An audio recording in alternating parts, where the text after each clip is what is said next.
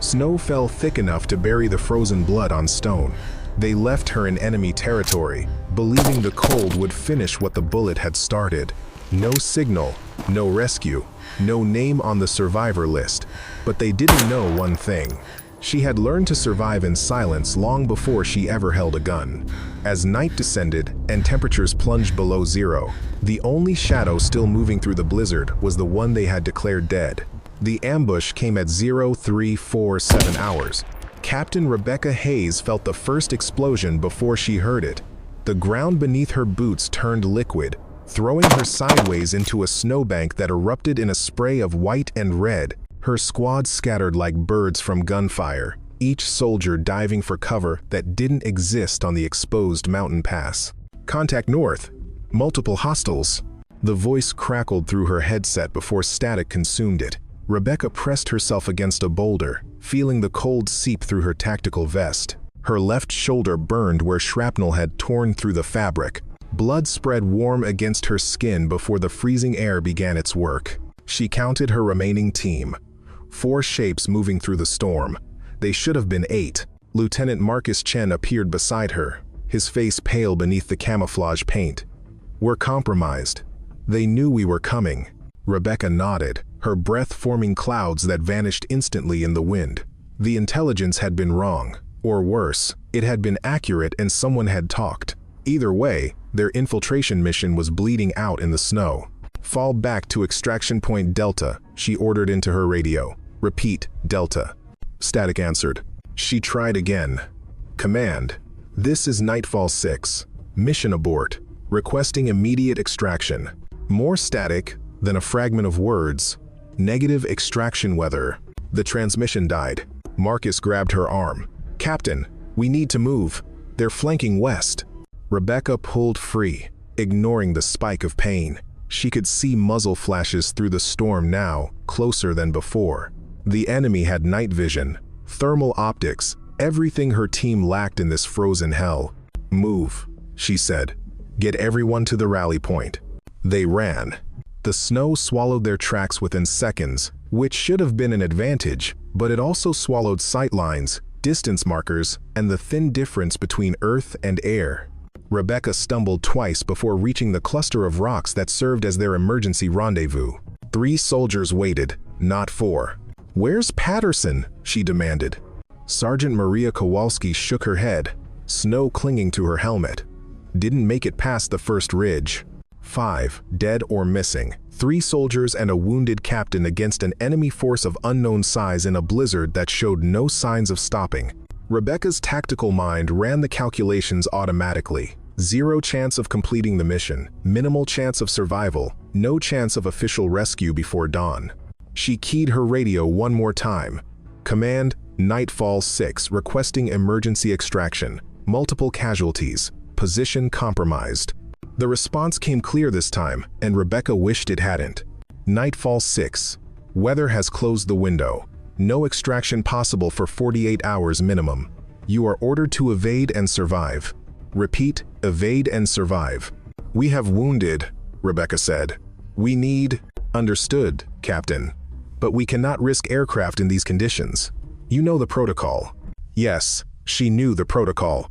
When extraction becomes impossible, when the mission fails, when soldiers become liabilities rather than assets, the protocol was simple. Survive on your own, or don't survive at all. Marcus was watching her face. "They're not coming.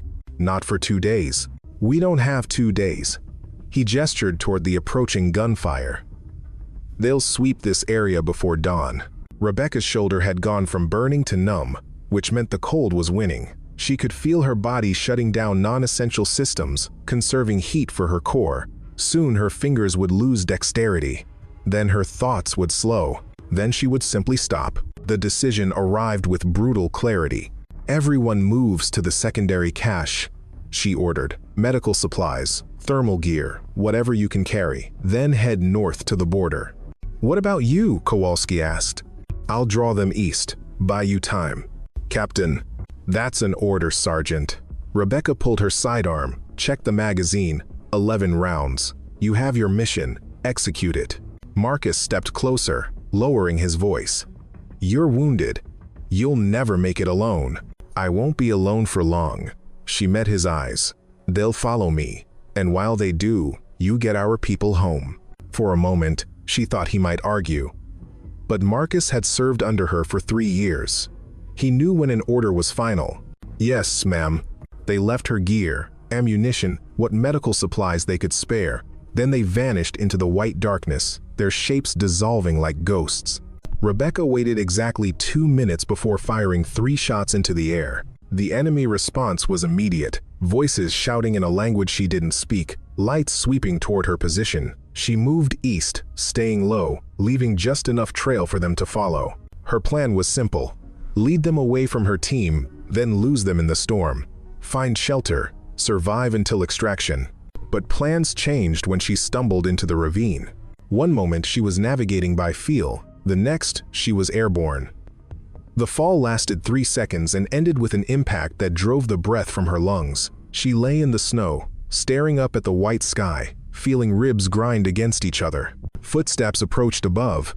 Rebecca pressed herself against the ravine wall, shallow enough that standing would reveal her, deep enough that shadows gathered thick. Blood from her shoulder wound had painted a trail down the slope, no hiding that. 2 soldiers appeared at the edge, backlit by their helmet lights. They spoke rapidly, gesturing at the blood trail. One started to descend. Rebecca's hand found her pistol. 8 rounds left after her signal shots. Against 2 soldiers with automatic weapons in a position where she couldn't maneuver, the math was simple and fatal. Then, the storm surge hit. Wind screamed through the ravine with enough force to knock the descending soldier sideways. Snow filled the air so thick it became a solid wall of white. Rebecca heard shouting, confusion, the sound of someone falling. When the gust passed, both soldiers were gone. Rebecca didn't move. She lay perfectly still as more voices gathered above, as lights swept the area, as a full squad organized a search pattern. Her blood continued to seep into the snow, warm and dark. Her body shivered violently, burning through her remaining energy. The voices faded. She waited an hour before daring to move, and even then, only to shift enough to stop the blood flow. Her shoulder wound wasn't fatal, but infection would kill her as surely as a bullet if she didn't treat it. Using her knife and the last of her medical tape, she fashioned a compression bandage from her undershirt. The pain made her vision white out twice, but when she finished, the bleeding had slowed to a seep. Now came the hard part: surviving. Rebecca took inventory. 1 pistol, 8 rounds. 1 knife, 1 emergency beacon that she couldn't risk activating in enemy territory. Soaked clothing, a body temperature dropping toward hypothermia, and 48 hours until extraction. She began to dig. The snow was her enemy and her shelter. She carved into the ravine wall, creating a shallow cave just large enough to curl inside. The work warmed her temporarily, though each movement sent fresh pain through her shoulder and ribs. When she finished, she crawled inside and pulled snow across the entrance, leaving only a small air hole. Darkness swallowed her. In the absolute black of her snow cave, listening to wind howl above, Rebecca Hayes officially ceased to exist. No one knew where she was. No one would look for her here. If she died in this hole, the snow would bury her so deep that spring melt might never reveal her bones. The thought should have terrified her. Instead, it brought a strange calm. She had grown up in Montana, daughter of a survivalist father who believed civilization was 3 missed meals from collapse. He had taught her to hunt, to track, to survive in conditions that would kill most people within hours. She had hated those lessons as a child, resented the weekends spent shivering in makeshift shelters while her friends went to movies. But her father had been right about one thing. When everything was stripped away, when society's safety nets failed, only the skills buried deep in your bones would save you. Rebecca closed her eyes and began to slow her breathing, conserving oxygen, lowering her metabolism, an old meditation trick from her survival training. The military had laughed at it during basic training, called it pseudoscience. But it worked. Her heart rate dropped. Her body's demands decreased. The cold became less urgent, more like a distant pressure than an immediate threat. She would not die here. Not because she was strong or brave or determined, but because dying would mean they were right to abandon her. And Rebecca Hayes had never given anyone the satisfaction of being right about her limitations. Hours passed in the darkness. Eventually, she slept. Rebecca woke to silence. The wind had stopped. That could mean the storm had passed, or that she was buried so deep that sound no longer penetrated. She lay still, testing her body's systems. Fingers moved, toes responded, shoulders screamed but functioned. Alive. She widened the air hole carefully, mindful that any disturbance might collapse her shelter. Pale gray light filtered in, dawn, or close to it. Rebecca ate snow to hydrate, ignoring the way it lowered her core temperature. Then she waited, listening. No voices, no engines, no sounds of search parties. Either they had given up, or they assumed the storm had finished their work. She began to dig herself out, moving slowly to avoid detection. When her head emerged into open air, the world had transformed. Fresh snow covered everything in smooth, unmarked white. The ravine where she had fallen looked pristine, untouched by war or blood. The storm had erased her. Rebecca pulled herself fully from the cave, biting back a groan as her injuries protested. Her tactical vest was frozen stiff. Her fingers fumbled with the straps before finding purchase. She needed to assess her situation with clear eyes. First, location. She was approximately 8 miles inside enemy territory, in a mountain range that served as a natural border. No friendly forces within reach, no safe houses, no allies. Second, resources. Her pistol, knife, and whatever she could scavenge. No food beyond emergency rations designed for 24 hours. No communication device that wouldn't immediately reveal her position. Third, objective. Survival for 48 hours seemed impossible. The cold, her wounds, enemy patrols, all worked against her. Unless she changed the objective. Rebecca climbed carefully from the ravine, using rocks for handholds. Her ribs protested each movement, but nothing felt broken, just badly bruised. At the top, she surveyed the landscape. To the north, her team would be trying to reach the border. To the west, the enemy base that had been their original target sat like a fortress in the valley. To the east and south, nothing but wilderness and death. The tactical part of her brain began to work. They thought she was dead. That gave her an advantage no soldier ever had. Complete tactical surprise. They weren't looking for her because corpses didn't require vigilance. She could run, spend the next 2 days hiding, freezing, dying slowly from exposure and infection. Or she could do what she had been trained to do.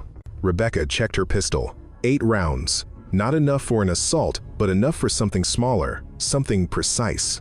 She began moving west, toward the enemy base. The journey took 3 hours. She stayed low, used the terrain, moved only when wind covered her sounds. Twice she passed enemy patrols, lying flat in the snow while soldiers walked within arm's reach. The cold that should have killed her instead became camouflage, lowering her thermal signature to match the frozen ground. By noon, she had reached the outer perimeter. The base sprawled across the valley floor, a mix of permanent structures and temporary shelters. Rebecca counted guard towers, patrol patterns, vehicle movements. Her military mind cataloged everything automatically. Then she saw something that changed everything. An enemy patrol returning to base, carrying equipment. And on one soldier's vest, she recognized the patch. Intelligence Division. The same patch her informant had described before this entire mission went wrong. This wasn't just an enemy base. It was a command center. Rebecca's hand went to her radio, muscle memory overriding logic. She could call this in, provide coordinates, let someone else handle it. Except they had already abandoned her once. She lowered her hand from the radio and began to plan. The outpost was smaller than the main base, just a reinforced bunker with communication equipment and a small garrison. Rebecca watched it from a snow-covered ridge for 2 hours before making her move. She waited until the guard rotation changed, then slipped through their perimeter during the 40-second gap in coverage. Her father had taught her that all security systems had rhythms, and rhythms had holes. Inside the bunker's perimeter, she pressed herself against the exterior wall, listening. Voices drifted through the ventilation system, speaking in accented English. That detail stopped her cold. Enemy soldiers didn't brief each other in English, unless they were briefing someone who only spoke English. Rebecca found a ventilation grate, crouched beside it. The metal was cold enough to burn her exposed skin, but she held position. "Confirms the intelligence was accurate," a voice said. American accent, educated, calm. The infiltration team walked straight into our ambush. All eliminated? Another voice, this one with a Slavic accent. Most. The captain led survivors east, likely deceased from exposure by now. The storm was particularly convenient. Rebecca's blood went colder than the metal against her cheek. And our asset? The Slavic voice asked. Safe. No one suspects the leak came from command level. The investigation will focus on field intelligence, exactly as planned. Command level. Someone in her own chain of command had sold them out, had sent her team into an ambush, then refused extraction when it went wrong. Not incompetence, not bad weather. Betrayal. Rebecca's hand tightened on her pistol. 7 rounds. She could breach the door, eliminate both speakers before they reached their weapons. Simple room clearing. Basic training. But then what? She would be dead within minutes, and the traitor would remain free. She forced herself to keep listening. The generals arrive tomorrow for the strategic briefing, the American said. 4 allied commanders, all in one location. It's unprecedented. Security will be maximum, of course. But they're expecting threats from outside, not from someone already dead. A pause. Speaking of which, any confirmation on the captain's body? Patrols found blood at the ravine. No body recovered, but survival in those conditions is impossible. Good. One less loose end. Rebecca moved away from the vent before she did something stupid. Her mind raced, assembling pieces of a puzzle she hadn't known existed. The mission had been compromised from the start. Not just her team, but something larger. 4 allied generals meeting at an enemy base meant either a peace negotiation or a trap, and if her own command had orchestrated her team's ambush, she knew which one it was. Tomorrow. The meeting was tomorrow. She had less than 24 hours to do something about it, with no support, no supplies, and technically dead. Rebecca felt a smile cross her frozen lips. Being dead had certain advantages. She spent the next hour surveilling the outpost, memorizing layouts, counting personnel, 12 soldiers total, rotating in shifts of 4. Communication equipment that connected directly to the main base. And, most importantly, uniforms hanging to dry in a storage shed. At 1,900 hours, when the next shift change created another coverage gap, Rebecca moved. The storage shed lock was basic, designed to keep out animals rather than trained soldiers. She was inside within 30 seconds, sorting through uniforms by size. The enemy soldiers were larger than her, but she found winter gear that would fit well enough in the dark. She stripped off her tactical vest, her blood-stiff undershirt, everything that marked her as American military. The enemy uniform felt wrong against her skin, like wearing a lie. But lies had their uses. Rebecca bundled her old gear into a pack, along with anything else she could use. Medical supplies, rations, a thermal blanket. Then she slipped back into the night, carrying the identity of someone who belonged here.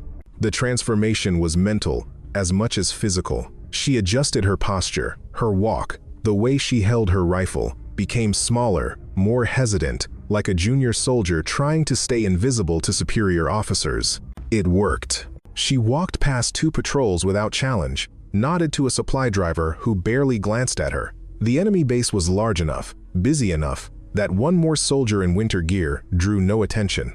Rebecca made her way to the main compound, staying in shadows, moving with purpose but without urgency. She needed to confirm what she had overheard, needed to see the preparations for tomorrow's meeting. The command building sat at the center of the base, a concrete structure that looked like it had survived from the Cold War era. Guards at every entrance, cameras covering approaches, security that would stop any assault. But not someone who already belonged. Rebecca joined a supply detail entering through the side entrance, carrying a box of communication equipment. The guard checked faces, but not details, waving them through. Inside, she broke away from the detail and navigated by instinct, following the flow of officers toward what had to be the operations center. And there, on a briefing board in an unlocked room, she found confirmation. 4 names, 4 allied generals. Arrival time, 1,400 hours tomorrow. Meeting location, underground briefing room. And a security detail that would make rescue impossible once they were inside. Rebecca photographed the board with her backup camera, hands steady despite the adrenaline. Then she withdrew, retracing her steps, becoming invisible again. By the time she exited the command building, her mind had already begun tactical planning.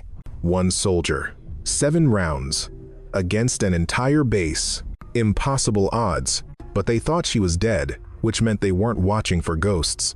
Rebecca spent the night in an abandoned vehicle depot at the base's eastern edge, a cluster of rusted trucks that no one had bothered to remove. She wedged herself into a gap between 2 fuel tanks, hidden from patrols, and forced herself to eat. The enemy rations tasted like sawdust, but calories were calories. She needed energy for what came next. While she ate, she planned. Direct assault was suicide. She couldn't fight her way to the generals, couldn't extract them, couldn't even raise an alarm that anyone would believe. She was one person with a pistol against a fortified base. But she didn't need to fight the base. She needed to eliminate 4 targets in a single strike, then vanish before retaliation could organize. The underground briefing room was the key. Once the generals entered that room, they would be contained, isolated, surrounded by security that faced outward. They would feel safe in their bunker, which meant they wouldn't see the threat already inside. Rebecca closed her eyes, visualizing the building layout from what she had observed.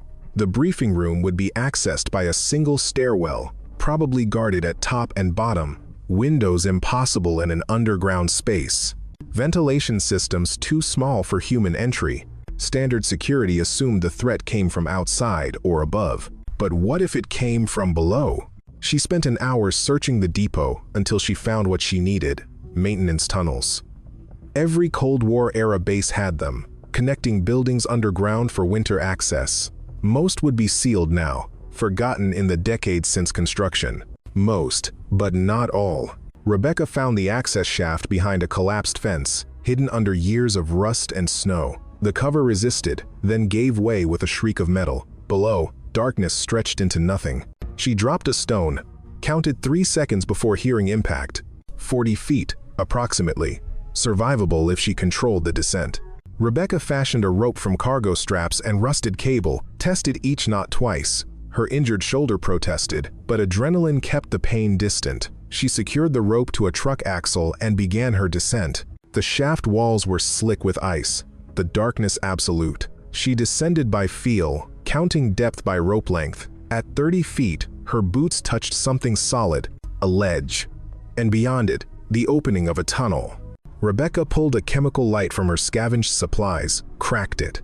Green glow revealed concrete walls, pipes, electrical conduits. The tunnel stretched in 2 directions, markers on the walls indicating building connections. She was in. The tunnel system was a maze, but Rebecca had always excelled at navigation. She moved methodically, checking each junction, building a mental map. Most tunnels were collapsed or sealed, but some remained accessible, creating a hidden network beneath the base.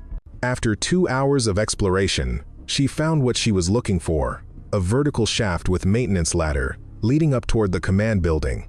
The access panel at the top was locked from inside, but she could feel air moving through the seal. Active ventilation, which meant the space above was in use. Rebecca marked the location and continued mapping until she had identified 3 viable entry points, 2 escape routes, and 1 emergency exit that led outside the base perimeter. Now she had infrastructure. She returned to her depot hideout and slept in 2-hour intervals, waking to check her watch. Time crawled like it always did before combat. Each minute waited with possibility. At 0600, she woke for the final time and began preparations. She stripped the enemy uniform down to base layers, then covered herself in maintenance coveralls found in the tunnels, added a tool belt, a maintenance badge taken from an unattended locker, became invisible by becoming exactly what people expected to see in a basement: a worker who belonged there. Her pistol went into the tool belt, hidden under legitimate equipment. 7 rounds. She would need to make each one count. By 1300 hours, she was in position beneath the command building, waiting in the darkness of a maintenance junction. Above her, she could hear movement, voices, the organized chaos of important visitors arriving. The generals were here. Rebecca checked her watch. The briefing was scheduled for 1,400. Security would sweep the room beforehand, but they would be looking for bombs, Listening devices, external threats, they wouldn't be looking in the walls. At 1,345, she began her approach.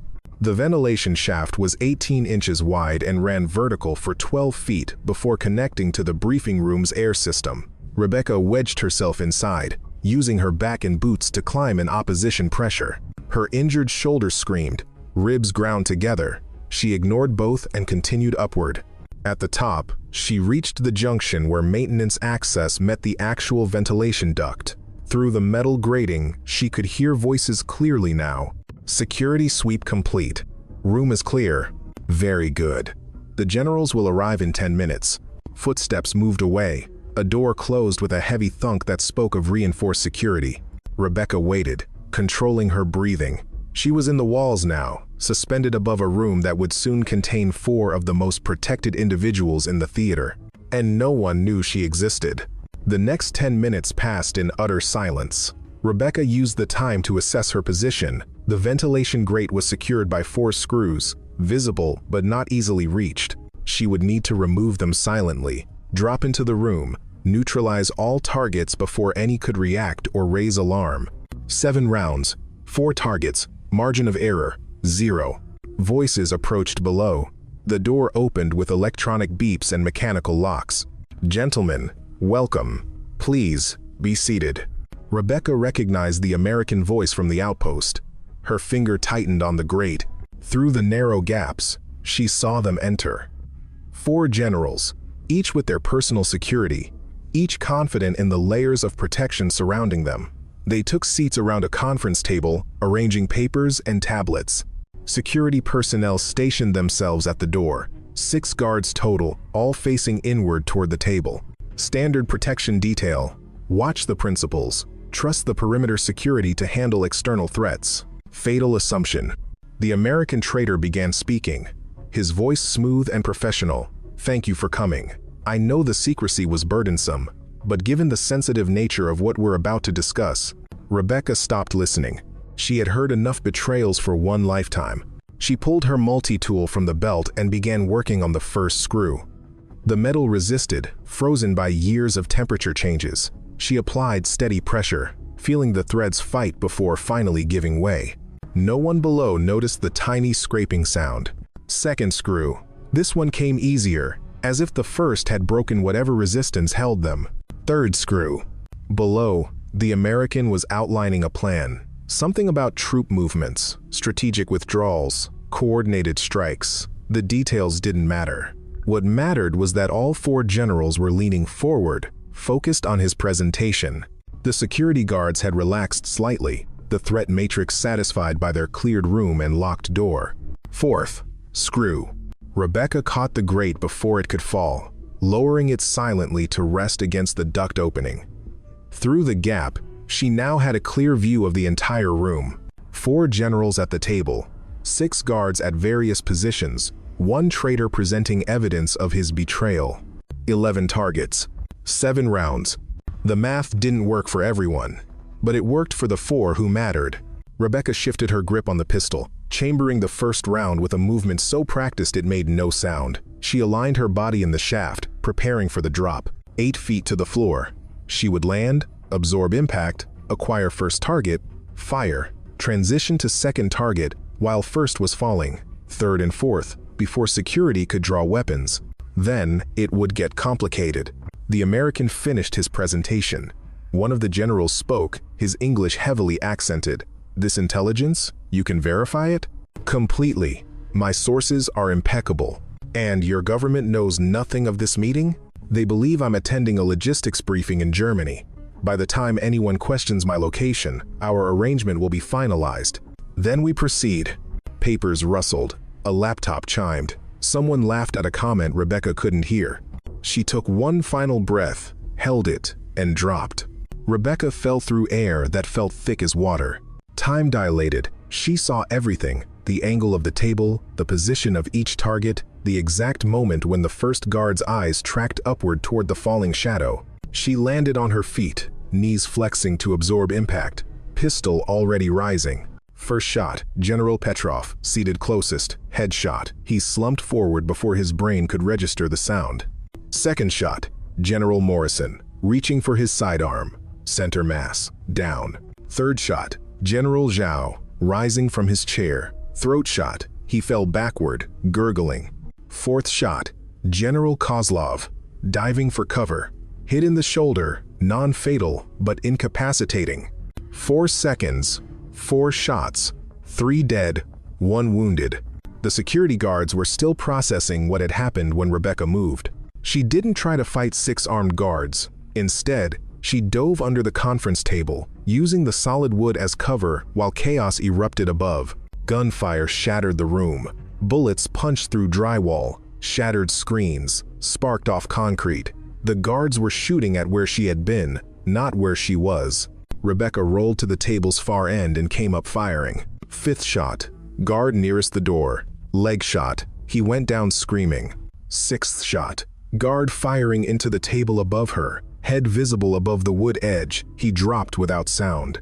2 rounds left, 4 guards remaining. And now they knew where she was. Rebecca grabbed the wounded General Kozlov and hauled him upright, using him as a shield. The general tried to fight, but his shoulder wound had weakened him. She pressed the pistol to his head. "Stand down," she said in perfect Russian, "or your general dies slower than the others." The guards froze, weapons trained but fingers off triggers. They were professional enough to recognize a hostage situation, disciplined enough not to risk their principal. Rebecca backed toward the ventilation shaft, dragging Kozlov with her. "Drop your weapons. Kick them away." They hesitated. She fired her 7th round into the floor between them. Now, rifles clattered to the concrete. The guards stepped back, hands visible. "Your principal is wounded but alive," Rebecca said. "Get him medical attention. Tell your commanders that Captain Hayes sends her regards." She released Kozlov and jumped, catching the edge of the ventilation shaft. Her injured shoulder screamed as she pulled herself up, boots scrabbling for purchase on the metal duct. Gunfire erupted below. Bullets pinged off the shaft entrance, but she was already moving, crawling through the ductwork with desperate speed. Behind her, alarms began to wail. The base erupted into chaos. Rebecca navigated by memory, taking turns she had memorized earlier. The ventilation system connected to the maintenance tunnels through an access panel she had loosened during her reconnaissance. She dropped through, landed hard, kept moving. Behind her, she could hear boots thundering, voices shouting commands. They were flooding the tunnels, but they didn't know the layout like she did. Rebecca took a turn that led deeper, away from the obvious exits. She moved through darkness without light, counting steps, using the wall as a guide. At the junction she had marked earlier, she found the emergency exit shaft. Up.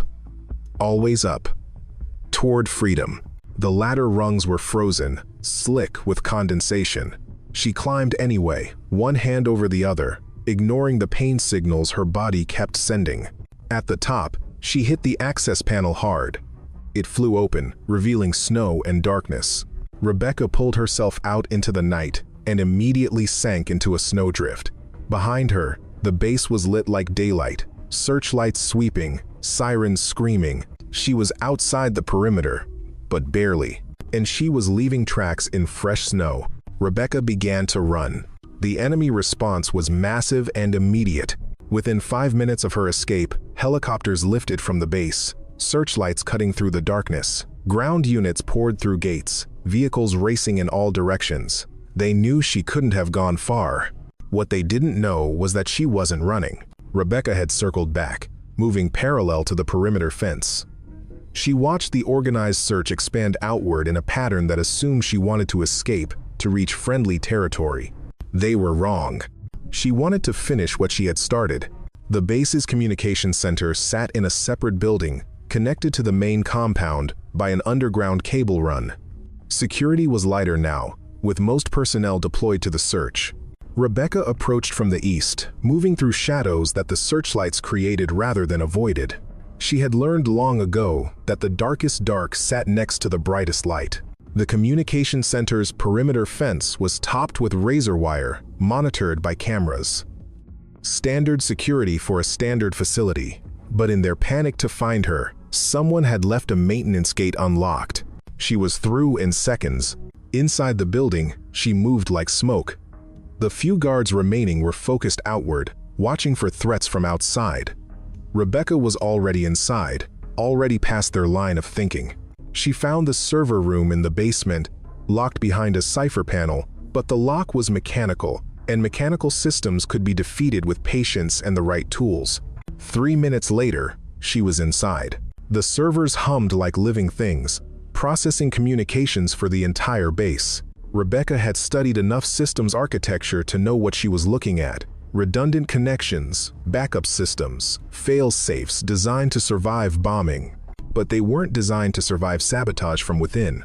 She pulled tools from her belt and began to work. First, she isolated the connections between the base and external command, severed them carefully, making it look like a technical failure rather than deliberate action. Then she accessed the backup communication system and set it to broadcast on all frequencies. Not encrypted data, just noise, overwhelming, all-consuming static that would blind every receiver within range. Finally, she triggered the fire suppression system in the server room, setting it to delay activation by 15 minutes. Long enough for her to be gone, short enough to destroy evidence before anyone could respond. Rebecca exited the building the same way she had entered, moving through shadows while alarms began to sound inside. By the time she cleared the perimeter, the base had lost all external communication. No calls for help, no coordination with allied forces, no ability to report what had happened or request reinforcements.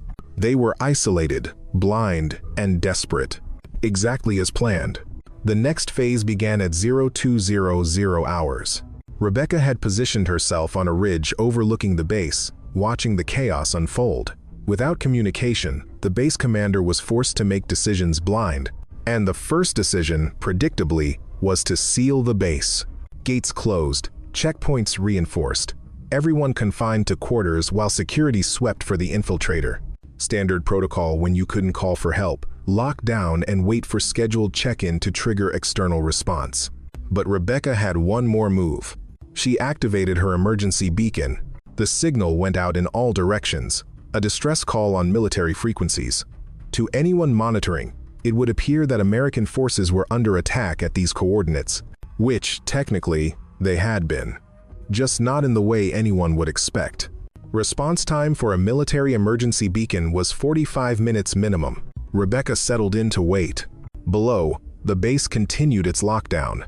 Soldiers moved in organized patterns, checking buildings, securing sectors. They were professionals doing professional work. They just didn't know they were securing a tomb. At 0237 hours, Rebecca heard the first helicopters. They came from the west, low and fast. Not enemy aircraft, American Apaches, responding to the distress signal, finding an enemy base in a location where no friendly forces should be. The base's air defenses activated, but without communication to coordinate, each battery acted independently. Missiles launched in uncoordinated salvos, easily evaded by pilots who knew how to fly. Return fire was surgical and devastating. The command building erupted in flames. Power stations exploded. Vehicle depots became infernos. The Apaches weren't raiding. They were eliminating a target that had attacked American forces. Rebecca watched from her ridge as the base that had orchestrated her team's ambush burned. She felt no satisfaction, no triumph, just the cold certainty that this was necessary. The assault lasted 18 minutes. When the helicopters withdrew, the base was no longer combat effective. Structures burned, personnel scattered, command structure decapitated. Mission accomplished. Rebecca deactivated her beacon and began the long walk north. She walked for 16 hours straight, north, through mountains, through valleys, through a wilderness that didn't care about wars or betrayals. Her body moved on autopilot, while her mind drifted through exhaustion. At some point, she lost feeling in her toes. At another point, she stopped being able to close her left hand. These things happened, and she noted them distantly, like observing someone else's deterioration. The border appeared as a line of fence posts, barely visible through snow. Rebecca crossed without ceremony, stepping from enemy territory into the space between nations. Still not safe, but closer. She found a weather station 3 hours later, abandoned for winter but stocked with emergency supplies. She broke in, found thermal blankets, melted snow for water, ate rations that tasted like ambrosia compared to starvation. Then she activated the station's emergency radio. "Any station, this is Captain Rebecca Hayes, serial number 472-938-417625. Requesting immediate extraction. Over." Static answered for so long she thought the radio was broken.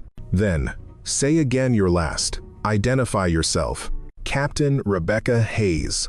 Nightfall 6. I'm at grid coordinates." She checked the station's positioning system, 47903 by 2856. "Requesting extraction." A long pause. "Captain Hayes was reported killed in action 72 hours ago. Report was premature. I'm alive and requesting extraction." Another pause. Longer this time. She could imagine the chaos her transmission was causing. The scrambling to verify, to confirm, to understand how a dead woman was talking on the radio. "Stand by for authentication." They ran her through every security question, every personal detail that only the real Rebecca Hayes would know. She answered them all, her voice flat with exhaustion. Finally, "Extraction authorized. Remain at current position. ETA 40 minutes. Rebecca didn't respond. She wrapped herself in thermal blankets and waited. The helicopter arrived exactly 40 minutes later, a beautiful noise cutting through mountain silence. Rebecca staggered outside, waved, watched it land in a whirlwind of snow. Lieutenant Marcus Chen jumped out before the skids touched ground. "Captain." He ran toward her, face twisted between relief and disbelief. "We thought. They told us you were." "I'm not," Rebecca said simply. "The others made it back. Everyone except." He stopped, realizing. "You led them away. We heard gunfire, and then nothing. We thought.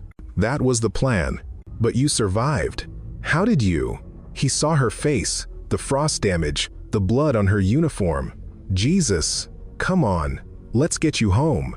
They loaded her into the helicopter. A medic immediately began working on her injuries, asking questions she only half answered.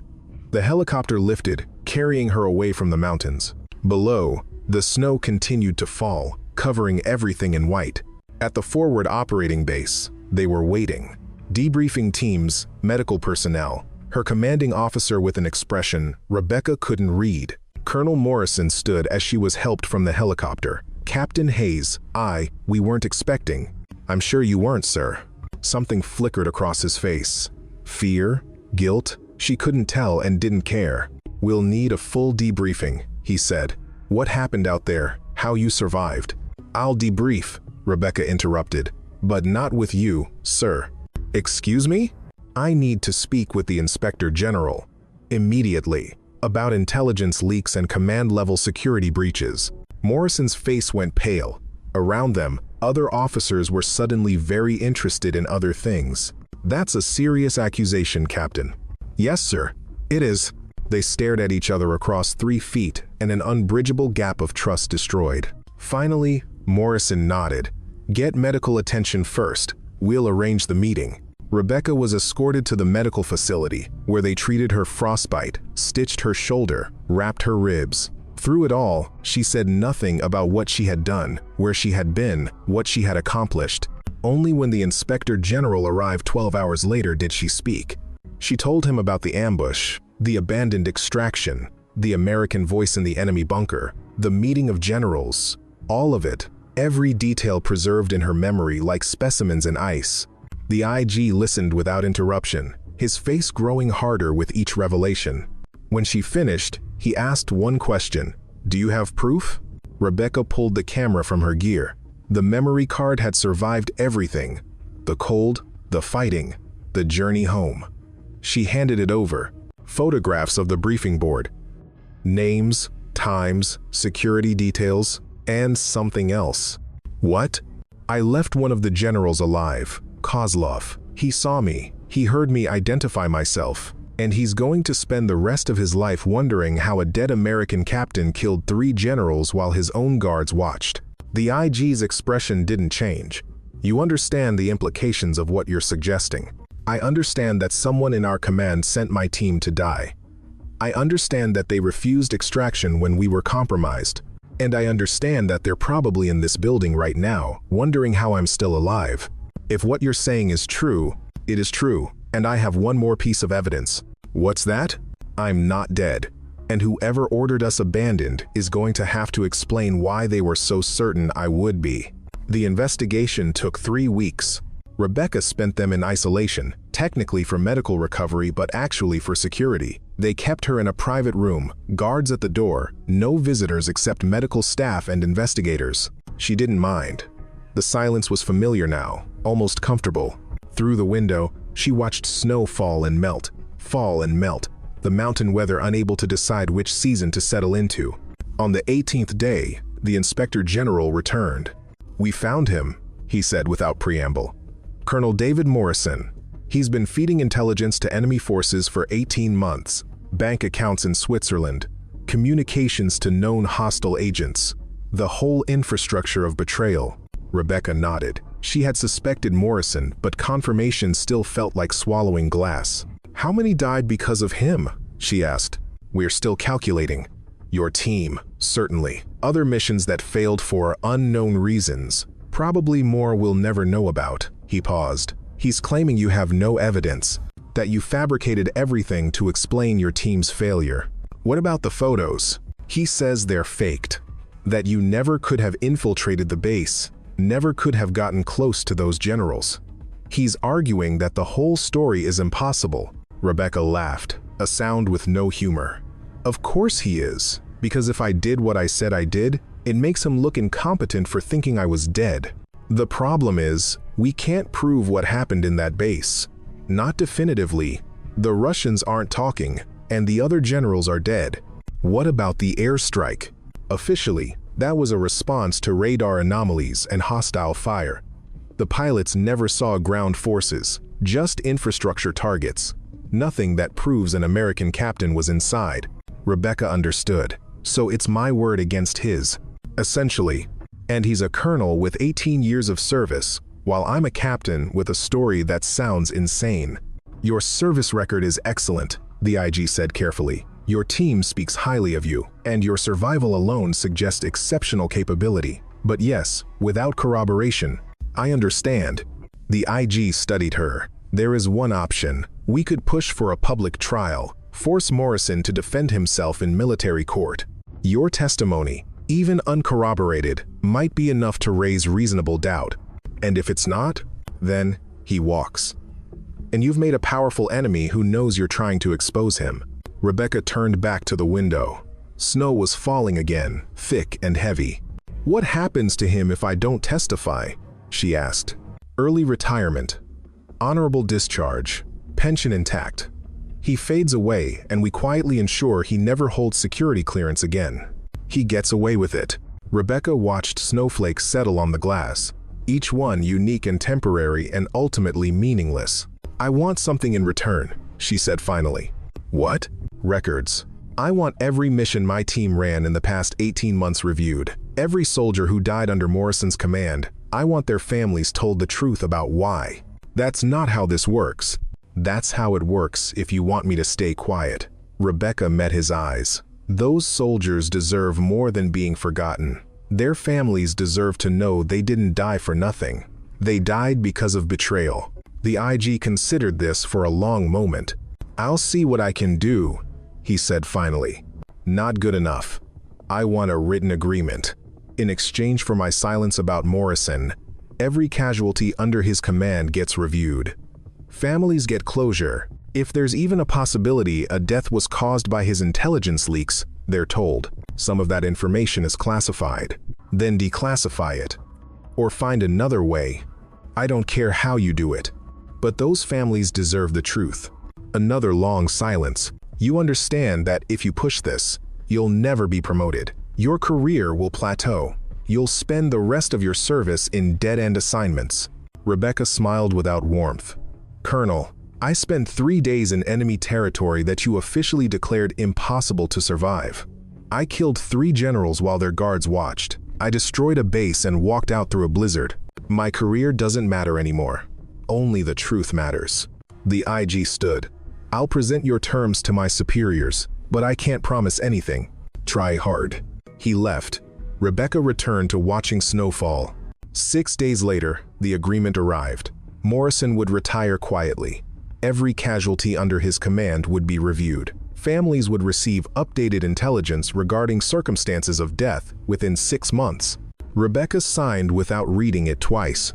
Morrison was gone within a week, retired with full honors, commendations read at a ceremony Rebecca didn't attend. The official story was health issues. The unofficial story was that nobody wanted to dig too deep into what might be found.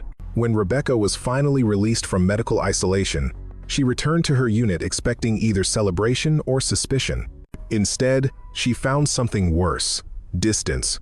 Her team treated her with careful respect, the kind reserved for explosives or venomous snakes. They knew she had survived something impossible. They knew the official story didn't match the whispers. They knew she was dangerous in ways that had nothing to do with combat skills. Lieutenant Chen was the only one who spoke plainly. "What really happened out there?" he asked one night in the mess hall, when no one else could hear. Rebecca considered lying, considered deflecting, considered the 100 ways she could avoid answering. Instead, she told the truth. "I survived. And then I made sure that the people responsible for leaving me wouldn't do it to anyone else." Chen studied her face. "The base that got hit, the generals who died, that was you.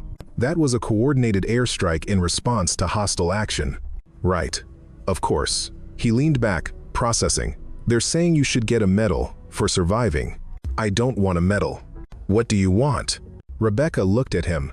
This soldier, who had followed her orders, trusted her command, survived because she drew the enemy away. "I want to make sure that when I tell someone to move, they know I've already calculated every angle, that I've already accepted whatever cost has to be paid, that I'll be the last one out, not the first." "Pretty sure they already know that, Captain." "Maybe they did. Or maybe they just knew she was someone who had walked through death and come back different." Either way, Rebecca Hayes never spoke about those 3 days again. The story spread anyway. Not officially, never officially, but soldiers talk, and rumors have a life of their own. There was a captain, they said, a woman who got left behind in a blizzard, who survived against every odd, who infiltrated an entire enemy base alone and killed 3 generals while their elite guards watched. The details changed with each telling. Sometimes she killed a dozen guards. Sometimes she blew up the whole base single-handedly. Sometimes she walked through walls like a ghost. Rebecca heard the stories and said nothing. New recruits asked veterans about her. The veterans would look at Rebecca across the room, usually sitting alone, usually silent. "Don't know anything about that," they would say, "but I'd advise not pissing off the captain." The legend grew in the absence of confirmation. Intelligence agencies heard the whispers and investigated quietly. They found a failed mission, an airstrike, 3 dead generals, and a captain who somehow survived 3 days in enemy territory. Nothing that proved the legend, nothing that disproved it either. The enemy knew better. In the base that had been destroyed, among survivors who rebuilt, the story was clearer. They had captured one of the guards who had been in that briefing room. He was interrogated, debriefed, analyzed.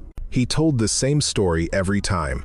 A woman fell from the ceiling like a demon, killed 3 generals in seconds, used their own commander as a shield, vanished into the walls. His superiors didn't believe him, called it stress, trauma, fabrication, until they compared his testimony to the physical evidence. The bullet trajectories, the damage patterns, the timeline of deaths, it all matched his impossible story. After that, the enemy stopped dismissing the account. Instead, they filed it under lessons learned. Fortified positions can be infiltrated from within. Security is only as strong as its assumptions, and underestimating wounded soldiers is fatal. In dark rooms where intelligence officers brief field commanders, Rebecca Hayes became a case study, not by name, that remained classified, but her methods, her approach, her ability to turn abandonment into advantage became required reading. This is what happens, instructors would say, when you assume someone is dead just because the odds say they should be. Rebecca learned about her own legend from an unexpected source. 3 months after Morrison's retirement, she received a letter. Hand-delivered, no return address. Inside, a single sheet of paper with a brief message. "Thank you for what you did. My brother was in your squad. He made it home because of you. The official story says he died in an ambush we couldn't have prevented. But I know better. M." C. Marcus Chen's sister. Rebecca had never met her, didn't know she existed, but somehow the truth had traveled. Rebecca burned the letter after reading it twice. Some things were too dangerous to keep, even as evidence of gratitude. Other letters followed, always hand-delivered, always anonymous, always from family members who somehow knew that their soldier's death wasn't random, wasn't unavoidable, wasn't forgotten. Rebecca never responded, but she kept a count. 18 letters over 6 months. 18 families who knew the truth. It wasn't justice. Morrison was free, comfortable, probably sleeping soundly. But it was something. On the anniversary of that mission, Rebecca requested a week's leave. She drove to Montana, to the cabin where her father had taught her to survive. The old man was waiting on the porch, like he had known she was coming. "You look different," he said. "I am different. Come inside, tell me about it." They sat by the fire while snow fell outside, and Rebecca told her father everything. The ambush, the abandonment, the survival, the infiltration, all of it. When she finished, he was quiet for a long time. "You did what you had to do," he said finally. "I killed people. You stopped worse people from killing more. That's not the same as murder. It feels like it sometimes." Her father poured coffee, handed her a cup. "That's how you know you're still human. The day it stops feeling heavy is the day you need to worry." They sat in silence, watching fire consume wood. "The training I gave you," her father said eventually. "I did it because I wanted you to survive the end of the world. Didn't expect you'd use it to survive betrayal by your own people. Nothing's ever what we expect." "True enough." He looked at her. "What now? You going to keep serving?" Rebecca considered the question. Part of her wanted to resign, to walk away from an organization that had abandoned her. But another part, the part that had walked through snow and blood and darkness, knew better. "I'm going to keep serving," she said, "because if I leave, the next captain who gets abandoned won't have anyone who understands what they're going through." Her father nodded. "That's the right answer." "Is it?" "It's your answer. That's what makes it right." Rebecca stayed the week, helping her father prepare the cabin for winter. They didn't talk much more about the mission. Didn't need to. When she left, driving back to base through mountain roads, she felt something shift. Not healing, exactly, but acceptance. She had survived. Not everyone did. And that survival had come with costs, responsibilities, scars that would never fully fade. But she was still standing, still walking, still breathing. That would have to be enough. Back at base, she found a note on her desk. New assignment, training instructor for advanced survival and evasion courses. Someone, somewhere, had recognized that she had knowledge worth passing on. Rebecca smiled. Not a happy smile, but a real one. "All right," she said to the empty room. "Let's make sure the next generation doesn't get left behind." Years later, in a briefing room on the other side of the world, a young lieutenant raised his hand during a lesson on survival evasion. "Sir, is it true? The story about the captain who killed 3 generals?" The instructor, a grizzled major with too many deployments, paused. "What story?" "You know. The one about the woman who got left behind in a snowstorm. Who infiltrated the enemy base and ended the whole command structure." The major studied the lieutenant. "Where did you hear that?" "Everyone knows it. They say she fell through the ceiling like a ghost. They say the enemy still won't talk about what happened." The major turned back to his presentation. "I don't know anything about ghosts, Lieutenant. What I know is this. When you're behind enemy lines, when everything has gone wrong, when command can't or won't extract you, your survival depends on one thing." "What's that, sir?" "Refusing to accept that you're already dead." The lieutenant wrote this down like it was gospel. "The woman in the story," he pressed. "She real?" The major considered his response carefully. "Soldiers who refuse to die when they're supposed to, those are real. Whether there's one specific captain who did what you described?" He shrugged. "Does it matter? Doesn't it? What matters is that you believe it's possible. Because the moment you believe you can't survive something is the moment you won't." The lecture continued. The lieutenant kept asking questions. The major kept deflecting.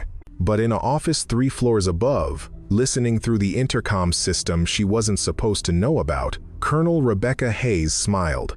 The story had taken on a life of its own, details warped, facts blurred, legend replacing truth. She didn't mind.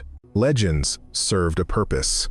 They inspired, they warned, they reminded soldiers that the impossible was just the difficult with bad odds. Her phone rang. Another training request, another course to design, another generation of soldiers who needed to learn that survival was as much about will as skill. Rebecca answered the phone and got to work. Outside, snow began to fall. It always did, this time of year. And somewhere in those mountains where she had once been left for dead, the wind carried whispers of a ghost who refused to die.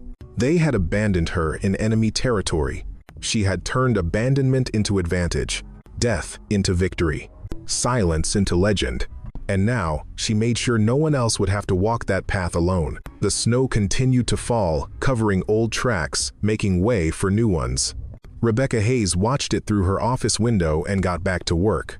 There were soldiers to train, lessons to teach, lives to save before they needed saving. The dead could keep their ghosts. She had chosen to remain among the living.